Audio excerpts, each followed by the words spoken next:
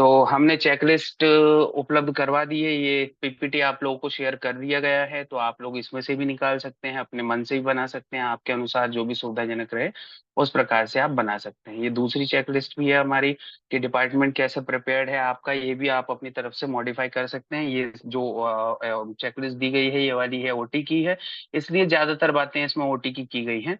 अगर आप दूसरे डिपार्टमेंट की कहीं बना रहे हैं तो वो आप अपने अनुसार बना सकते हैं। फिर ये आ गया अपना एसओपी वाला पोर्शन आ जाता है, तो इसके लिए अलग से पूरा एक्सप्लेन करूंगा ही मैं एसओपी को। तो इसमें बहुत ज्यादा देखने की आवश्यकता नहीं है, पिछले 2 दिन से हम यही कर रहे हैं। प्रोसेस मैपिंग मैंने कल बता दी थी, आज फिर एक बार और एक्सप्लेन कर दूंगा कि जिसमें अगर किसी को डाउट हो या फिर नहीं उसको समझ में आया हो, तो वो चीज अभी आज मैं और एक्सप्लेन कर दूंगा।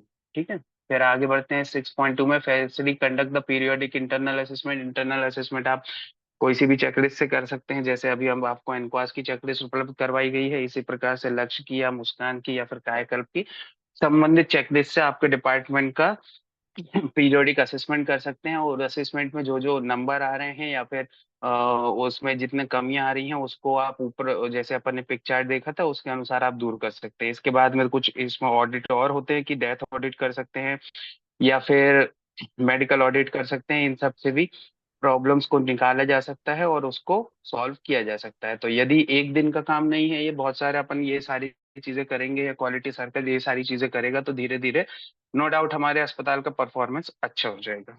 फिर आगे बढ़ते हैं। अब ये स्मार्ट क्वालिटी ऑब्जेक्टिव क्या होता है, ये मैंने बता ही दिया था कि किसी भी उसका टारगेट बनाना एक दो कुछ कम समय में हमें कौन सा टारगेट आप अचीव कर सकते हैं। बहुत सारे आप टारगेट नहीं एक साथ कर पाएंगे, तो इसलिए अपन छोटे छोटे टारगेट बनाते हैं और उसको फिर पूरा करने की कोशिश करते हैं। जैसे वो इस टारगेट की क्वालिटी कैसा होना चाहिए, वो स्मार्ट होना चाहिए, specific, measurable, achievable, realistic and time bonded होना चाहिए। फिर आगे बढ़ते हैं। इसी में मैंने और भी बताया था कि विजन, मिशन और क्वालिटी पॉलिसी क्या होती है, कैसे बनाई जाती है, ये भी मैंने आपको एक्सप्लेन किया था। आज थोड़ा सा और एक्सप्लेन कर दूंगा, क्योंकि मुझे ऐसा लगा कि ये विजन, मिशन, पॉलिसी जो है वो जल्दी में निकल गया और उसको अपन बहुत प्रॉपर तरीके से एक्सप्लेन नहीं कर पाए, इसलिए आज फिर से एक थोड़ा सा एक्सप्लेन करेंगे। अब फिर अपन ने ये कुछ एग्जाम्पल लिए थे स्मार्ट क्वालिटी ऑब्जेक्टिव के। फिर बेसिक दो चीजें होती हैं कि बेसिक क्वालिटी मेथड होता है जो कि 5S और पीडीसीए होता है। 5S और पीडीसीए होता है, और basic quality 7 basic quality tools होते हैं। तो उनको उपयोग करना, हम कहाँ पे कौन सा टूल उपयोग करना है, वो सारी चीजें अपन देखेंगे। ये 7 प्रकार के अपन ने बेसिक क्वालिटी टूल्स देखे थे, इनके नाम सबको याद होना चाहिए। Histogram, fishbone, check sheet, control chart, Pareto chart, scattered और रन चार्ट। तो ये नाम अक्सर पूछते हैं, और इसमें से कोई भी बेसिक दो क्वालिटी टूल्स को यूज करके आपको कोई ना कोई इम्प्रूवमेंट करके दिखाना होता है। ठीक है, आगे बढ़ते हैं। फिर ये आ गया एग्जाम्पल ऑफ, ये ब्रेन स्टॉर्मिंग का एग्जाम्पल है, इसको मैं आज लूंगा। आज अपन जैसे आगे बढ़ेंगे तो वहाँ आपको प्रॉपर तरीके से एक्सप्लेन कर देंगे। फिर आगे बढ़ते हैं। तो ये फिशबोन का क्वालिटी टूल्स के बारे में बता रहा था कि मैं ये क्या क्या होता है इस, ये फिशबोन डायग्राम है, इससे हम क्या करते हैं कि किसी भी कारण प्रॉब्लम का कारण पता करते हैं, और उसके बाद में ये होता है पिक चार्ट है, इससे हम कौन सी प्रॉब्लम सॉल्व करना है, कौन सी नहीं करना है, किस पर काम करना है, किस पर नहीं करना है, वो इससे पता करते हैं। फिर आगे बढ़ते हैं। तो ये अपना हिस्टोग्राम होता है। हिस्टोग्राम कैसे, ये आपके परफॉर्मेंस को एक लंबे टाइम के परफॉर्मेंस को एक नज़र में देख के बता सकता है कि आपने किस महीने में या किस टाइम फ्रेम में आपने ज्यादा काम किया है, किस में कम काम किया है। इसको कैसे प्लॉट करते हैं, वाई एक्सिस पे टाइम डालते हैं, एक्स एक्सिस पे, सॉरी एक्स एक्सिस पे टाइम डालते हैं, और वाई एक्सिस पे आपके द्वारा अचीव किया गया या फिर कार्य किए गई उसकी संख्या डालते हैं। जैसे अपन ने ये उदाहरण है उसका नॉर्मल डिलीवरी का, तो जनवरी में कितनी डिलीवरी करवाई यहाँ लिख दिया, फरवरी में कितनी करवाई उतना बार बना देते हैं। तो ये अक्सर क्रिकेट वगैरह में देखा होगा कि कौन से ओवर में कितने रन बनाए हैं, वो उसमें अक्सर ये दिखाते रहते हैं। ठीक है, आगे बढ़ते हैं। ये वाला है सी सेक्शन रेट का हिस्टोग्राम है। फिर अपन चेकलिस्ट, चेकलिस्ट के बारे में पूरे डिटेल में अपन ने देख ही लिया था कि कहाँ नंबर देना होता है, यहाँ पे नंबर दिया होता है, यहाँ पे सवाल पूछा जाता है। अपन उदाहरण लेके अपनी वाली चेकलिस्ट जो का आपको एनक्वास वाली उपलब्ध करवाई है उसी को के बारे में अपन देख रहे हैं। यहाँ पे सवाल होता है कि availability of emergency medical procedure आपके पास अवेलेबल है या नहीं है। इसके बाद में इसका जवाब इस वाले पोर्शन में, मतलब मीन्स ऑफ वेरिफिकेशन में लिखा होता है कि यदि यह सवाल पूछा गया है तो आपके पास में ये सारी की सारी चीजें उपलब्ध होना चाहिए, आप ये सारे काम कर रहे हो, तब आपको 2 नंबर मिलेगा। इसमें से आधे काम कर रहे हो, 50% काम कर रहे हैं, तो फिर इसमें 1 नंबर मिलेगा। आप 50% से कम काम कर रहे हैं तो इसमें आपको 0 नंबर मिलेगा। जैसे एक एग्जांपल इसमें ले लेते हैं, availability of emergency obstetric procedure and gynaecology procedure. आप ये सवाल पूछा कि अगर ये उपलब्ध है या नहीं है, इसमें आप APH, PPH, eclampsia, obstructed labour, sepsis और एबॉर्शन और इमरजेंसी कॉन्ट्रासेप्टिव पिल्स, ये सारी चीजें आप उपलब्ध करवा रहे हैं तो आपको 2 नंबर मिलेगा। लेकिन आप इसमें सारी कर रहे हैं और केवल आप एक्लेम्शिया का मैनेजमेंट नहीं कर रहे हैं तो आपको इसमें 1 नंबर मिलेगा। और इसमें से आप कोई भी 4 चीजें नहीं कर रहे हैं, 3 कर रहे हैं, तो आपको इसमें 0 नंबर मिलेगा। ये उदाहरण है, एक नॉर्मल तरीके से समझा दिया है, आगे देखेंगे इसके बारे में। ये क्यों लगाया गया है इसको मैं आज के उसमें एक्सप्लेन करूंगा। ये list of high risk drug कहाँ पर कितनी उपयोग होती है, उनके बारे में, उनका डोज क्या है, ये सब अपन को लगा के रखना होता है, ये मैं बताऊंगा अभी थोड़ी देर बाद। फिर अपन ने रन चार्ट देखा था। रन चार्ट से अपन क्या है, पूरे जो टाइम फ्रेम आपने लिया है, साल भर का लिया है या महीने भर का लिया है या एक दिन का लिया है, उस टाइम फ्रेम में आपकी प्रोग्रेस या फिर कार्य की कैसे जा रहा है, काम अच्छा कर रहे हैं या फिर खराब कर रहे हैं। जैसे उदाहरण के लिए हमारे यहाँ से सुदामा ने शायद बोला था कि हम जॉइंटिस का प्रोग्रेस देखते हैं, तो जॉइंटिस वो एक दिन में या एक हफ्ते में देखते हैं, प्रतिदिन का बिलीरुबिन और इसकी वैल्यू उसमें नोट करते जाते हैं। अगर वो ऐसे बढ़ता हुआ नजर आएगा तो आप समझ जाएंगे कि जॉइंटिस बढ़ रहा है, खतरा की अवस्था है, तो उसको अपन एडमिट करेंगे। अगर कम हो रहा है तो मतलब सेफ है, आप डिस्चार्ज कर सकते हैं। ये एग्जाम्पल है। और ये वाले जो रन चार्ट है, ये काय का लिया गया है, पीपीआईसीडी इंसर्शन का, कि यहाँ पर पीपीआईसीडी कम होती नजर आ रही है, फिर यहाँ से आपकी या तो ट्रेनिंग दे दी गई या फिर जो भी कुछ किया गया हो, तो यहाँ से आपका काम इम्प्रूव हो गया। अब इसमें मीडियन की बात आती है, वो मैं आज एक्सप्लेन करूंगा। ये भी मेरे पास सवाल आया था कि सर मीन मीडियन मोड जो क्या होता है, वो आपने थोड़ा धीरे उसको समझाना है, तो वो मैं आज एक्सप्लेन कर दूंगा। अब अपन यहाँ तक तो पूरा देख ही चुके थे, यहाँ से आगे अपन बढ़ते हैं। अगला जो क्वालिटी टूल होता है वो परेटो चार्ट होता है। परेटो चार्ट, परेटो साहब एक महान हस्ती है, उनका ये कहना है कि 80% समस्याएं 20% कारणों से होती है। केवल अकेला यही कहना है उनका। 80% प्रॉब्लम जो है उसमें से 20% कारणों से ही होती है। आपने केवल 20% कारण सॉल्व कर दिए तो आपकी अस्पताल की या फिर आपके जीवन की हर जगह ये लागू होता है, 80% समस्याएं सॉल्व हो जाएंगी। इसको उदाहरण लेके समझते हैं यहाँ से। तो आज की क्लास मेनली यहाँ से शुरू होती है। इससे पहले हम केवल रिवीजन कर रहे थे। तो लगभग 50 लोगों ने ज्वाइन कर लिया है, संख्या कम है, त्योहार का दिन है, कोई दिक्कत नहीं। रिकॉर्डिंग इसीलिए की जा रही है, आप लोग रिकॉर्डिंग भी देख लेंगे तो हो सकता है आपका काम बन जाए। बाकी किसी को फोर्सफुली नहीं बुलाया गया है, अपनी आपकी मर्जी है, जो जो जाना चाहे आप जा सकते हैं। ये एक एग्जाम्पल लिया है मेडिकल डेथ रेट का, परेटो एनालिसिस किया गया था किसी एक हॉस्पिटल में जिसका नाम है ये क्या है, delivery ward hospital in Faizabad, मतलब फैजाबाद के एक किसी हॉस्पिटल में अपन ने यहाँ पर मैटरनल डेथ रेट का एनालिसिस करने की कोशिश कर रहे हैं, परेटो एनालिसिस करने की कोशिश कर रहे हैं। अब डेथ जो हो रही थी, मैटरनल डेथ हो रही थी संबंधित वार्ड में, वो बहुत सारे कारणों से हो रही थी। सीवियर एनीमिया से हो रही थी, एपीएस से हो रही थी, पीपीएस से हो रही थी, एक्लेम्पिया से हो रही थी, शॉक से हो रही थी, जॉन्डिस से हो रही थी, अदर अन्य और भी कारणों से हो रही थी। या फिर इसमें सारे कारणों को हमने लिख दिया है। और उस कारण से, जिस भी कारण से, जैसे सीवियर एनीमिया है, सीवियर एनीमिया से 30 डेथ आपके साल भर में मिली। मतलब यहाँ पर आपने इसको पहले घटते क्रम में लगाते हैं। सबसे पहले तो सारे कारणों को हम लिख लेते हैं, एक के नीचे एक, और उसमें लिखते हैं सीवियर एनीमिया, उसके सामने लिख देंगे कितनी डेथ हुई सीवियर एनीमिया से, एपीएस से कितनी डेथ हुई, पीपीएस से कितनी डेथ हुई, एक्लेम्शिया से कितनी हुई, ये सारा हम लिख देते हैं एक के नीचे एक एक। और उसके बाद में फिर हम उसको घटते क्रम में, सबसे बड़ी संख्या सबसे पहले लिखेंगे, फिर उसके बाद में घटते क्रम में अरेंज करेंगे। ठीक है। अब ये वाला ग्राफ आपको जैसे पहले भी बताया था, अपन ने पहले अपन हिस्टोग्राम को एक्सप्लेन किया था। तो ये वाले ग्राफ में यहाँ पर क्या किया गया है, वाई एक्सिस जो सीधा ऊपर की तरफ होता है वो वाई एक्सिस होता है, और जो हॉरिजॉन्टल होता है वो एक्स एक्सिस होता है। यहाँ पर एक्स एक्सिस में हमने रीजन डाले हुए हैं, और या ऊपर में हमने क्या डाला है, संख्या डाला हुआ है। जैसा ही हमने हिस्टोग्राम में क्या किया था, एक्स एक्सिस पे हमने समय डाला था और वाई एक्सिस पे संख्या डाली थी। ये क्या हो गया, एक सेकंड कुछ गड़बड़ हो गई, हाँ। तो यहाँ पर हमने क्या किया है, एक्स एक्सिस पे रीजन डाले हैं डेथ के क्या क्या रीजन हो सकते हैं, और उन रीजन से कितनी डेथ हुई वहां पे लिखिए, घटते क्रम में जमाया है। सीवियर एनीमिया की संख्या 30 थी, 30 से एक साल में सीवियर एनीमिया से 30 महिलाओं का की मृत्यु हुई।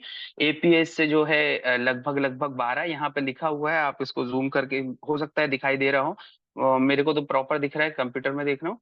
तो 12 की डेथ हुई है एपीएच में, पीपीएच से 9 हुई है, एक्लेम्शिया से 5 हुई है, और अन्य यहाँ पर 4 लिखी हुई है, शॉक से 4 हुई है, जॉन्डिस से 3 हुई है, और फिर से अन्य लिख दिया अदर, उससे 3 डेथ हुई है। तो अब अपन इसको यहाँ लिख देंगे। इसके बाद में इसका परसेंटेज निकालते हैं। कैसे परसेंट निकालेंगे, टोटल डेथ नहीं रखे कितनी हुई वो, तो उसका परसेंट आएगा 30 अपॉन ये टोटल जितनी भी हुई वो इंटू 100, मतलब यहाँ पे अपन ने सीधा कैलकुलेट करके 42% लिखा हुआ है।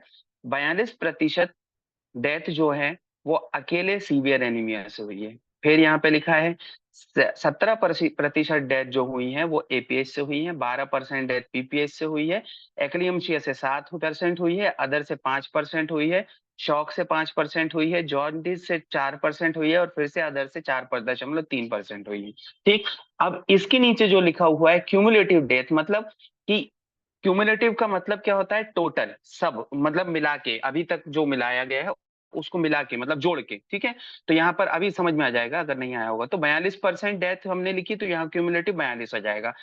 अब यहाँ पर हम ये जो रेड डॉट दिख रहा है, इसको हम क्यूमुलेटिव परसेंटेज का मार्किंग की गई है, मतलब यहाँ पर लिखा 42% की डेथ हुई है। अब यहाँ 40% पे एक मार्क क्यों किया गया है कि एपीएच प्लस सीवियर एनीमिया इन दोनों को मिला के कितने प्रतिशत महिलाओं की मृत्यु हुई, तो वो हमने यहाँ लिख दिया। मतलब आप 42% प्लस 17% यहाँ पे पहुंच गया, लगभग लगभग 42% के ऊपर पहुंच गया। ये 30, ये परसेंट वाला है, तो 42% ये संख्या है, इससे कंफ्यूज मत होना। 42 आप संख्या बता रहे हैं यहाँ पर, और ये परसेंट है, मतलब ये 42% यहाँ पर है। ये परसेंट इस तरफ में लिखा हुआ है, ये दिख रहा है, ये इसको देखना है, ये संख्या है, ये परसेंट लिखा हुआ है, ठीक है। तो 30 जो रहेगा वो 40% रहेगा, फिर इसके बाद में 30 प्लस ये 17 मिला के लगभग 60%, ये लिखा है 60% तो एपीएच एवं सीवियर एनीमिया इन दोनों को मिला के 60% महिलाओं की मृत्यु हुई है। फिर अगर अपन क्यूमुलेटिव मिलाना है, मतलब severe anaemia, APH and PPH तीनों को मिला दिया, तो लगभग लगभग 72% डेथ इन तीनों से मिला के हुई है, ठीक है। ये 3 कारण हैं, सीवियर एनीमिया, एपीएच, पीपीएच, इन तीनों को मिला दिया जाए तो लगभग 72% की डेथ इनके तीनों के कारण हुई है। फिर अगर एक्लेम्शिया को भी मिला दिया जाए तो 80% महिलाओं की मृत्यु केवल ये 4 रीजन से हुई है, अन्य सभी रीजन इनसे बहुत कम आएंगे। तो परेटो साहब का ये कहना था कि आप इसमें केवल ये 4 चीजों को, मतलब आपकी टोटल डेथ है, यहाँ पर संख्या जो है एग्जैक्ट वैसी नहीं है जैसा परेटो साहब का कहना है, किंतु अगर आप मेजर तौर पे देखें तो ये 2 चीजों को अगर आप सॉल्व कर लें, केवल सीवियर एनीमिया कंट्रोल कर लें और एपीएस से डेथ को कंट्रोल कर लें, तो आप लगभग लगभग 60% डेथ को रोक पाएंगे आपके उस वार्ड में। कौन से, फैजाबाद के डिलीवरी वार्ड में। ये कुल मिला के थोड़ा सा जल्दी गया या जैसा भी है, किसी को समझ में आया क्या? काव्या जी माइक अनम्यूट करिए सर प्लीज। फिर से समझा दीजिए 2 मिनट। बिल्कुल बिल्कुल, फिर से समझा देते हैं, फिर से एक्सप्लेन करते हैं। देखो, परेटो एनालिसिस या परेटो साइंटिस्ट जो भी थे, उनका ये कहना था कि 80% जो जितने भी रीजन होते हैं अपने यहाँ पर, जो आपके वार्ड में, अपन दूसरा एग्जांपल लेते हैं, आपके वार्ड में सफाई ना होने के बहुत सारे कारण हो सकते हैं।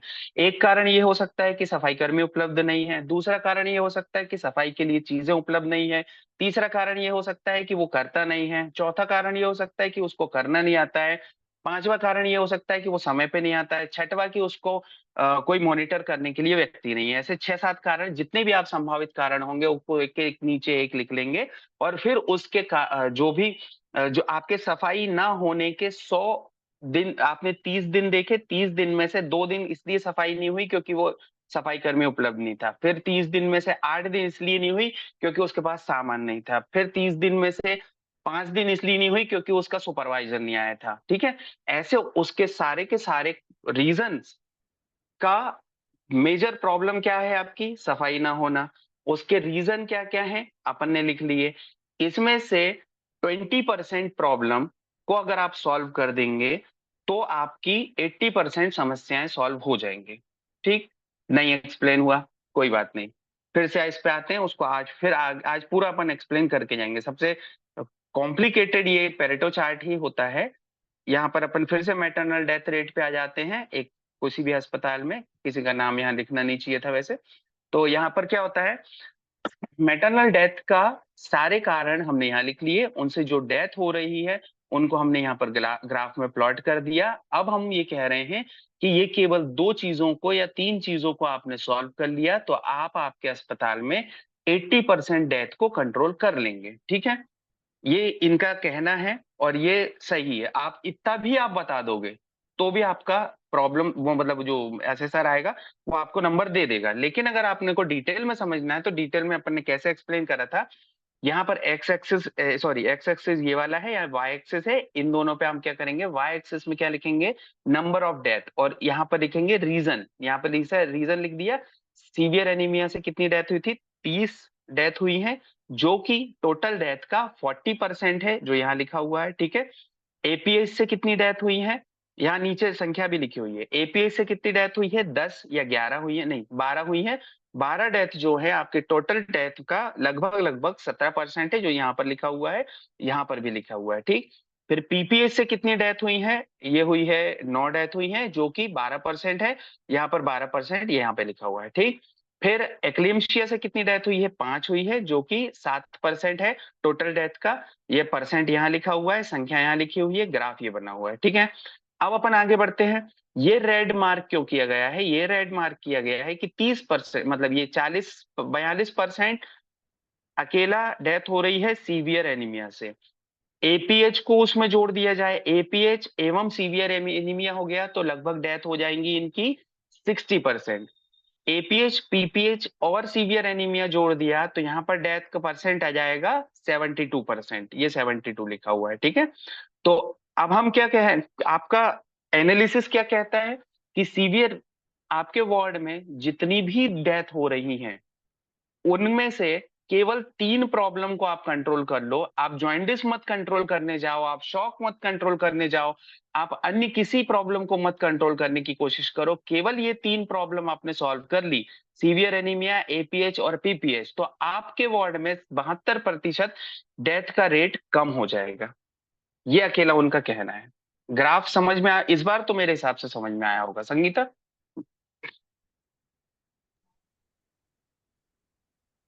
Sir hello. हाँ हाँ सर मैं मेडिसिन डिपार्टमेंट से हूँ, फार्मासिस्ट। हाँ, सर आप बिल्कुल मेडिसिन से ठीक है। related